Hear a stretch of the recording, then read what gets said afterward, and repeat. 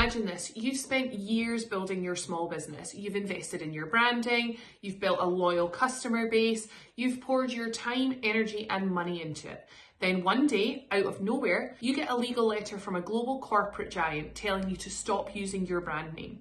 That's exactly what's happened this month in the UK, where a small business owner has found themselves in a trademark dispute with none other than L'Oreal over the use of brand name Naked versus Naked. So it's NKD versus the full word Naked. Now, it's easy to look at stories like this and think, well, that would never happen to me.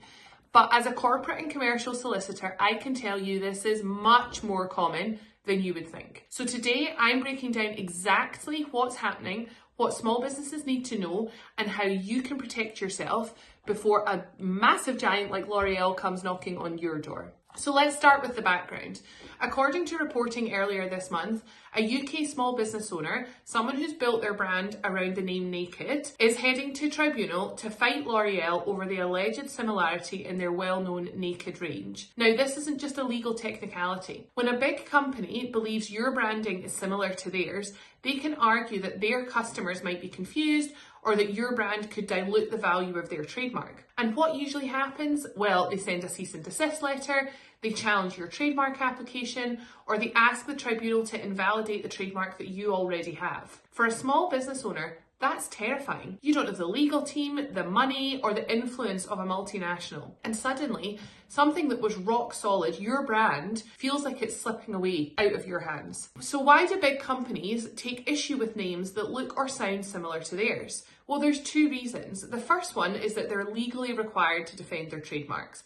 If they don't challenge potential conflicts, they risk losing their own rights over time. Trademark law actually forces brand owners to protect their rights and police misuse. The second reason is that brand value is everything. Companies like L'Oreal invest millions into building brand recognition. So even a small business, even unintentionally, using something that looks a little bit too close can feel like a threat to them. Now, is NKD actually confusing with the word naked? Well, that's for the tribunal to decide. But here's the key point. These fights rarely come down to who's morally right. They come down to who has legally protected their brand properly. So this is where things get practical. If you're a founder, a director, or you run a growing brand, there are three big lessons from this case. The first one, register your trademark early. The earlier you register your brand name, logo, and key product names, the stronger your position will be. If you don't register, you're vulnerable. Full stop. Lesson number two, check before you choose a brand. It's not enough to check Companies House or Instagram and think no one else seems to be using this. You need a proper trademark search, nationally and ideally internationally, in line with your growth goals and future. This dispute is exactly why. And the third lesson, don't assume being small protects you. Big companies don't target you because you're small. They target you because they have to defend their mark, regardless of your size. So whether you're working out of your kitchen or you've scaled to 50 employees, you can be challenged. So what happens if you're like this small business owner and you suddenly get the dreaded legal letter from a major corporate?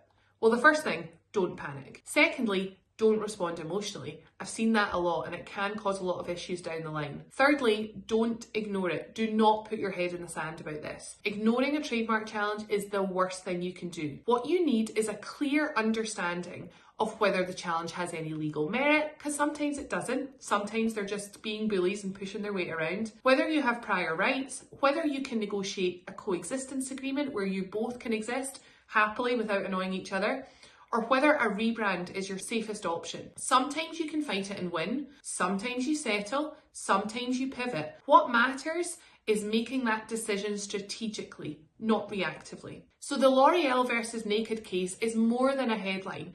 It's a wake-up call for every founder who's built a brand without thinking about their trademarks. Your brand is one of your most valuable assets. Protect it early, protect it properly, and you'll save yourself an enormous amount of stress later on. If you're unsure where to start, or you want someone to sense check your brand protection position, feel free to visit us at jamesonlaw.legal or give us a call today. We're always happy to help point you in the right direction and help you stay on the front foot when it comes to brand protection. Thanks for watching. I'll see you in the next video.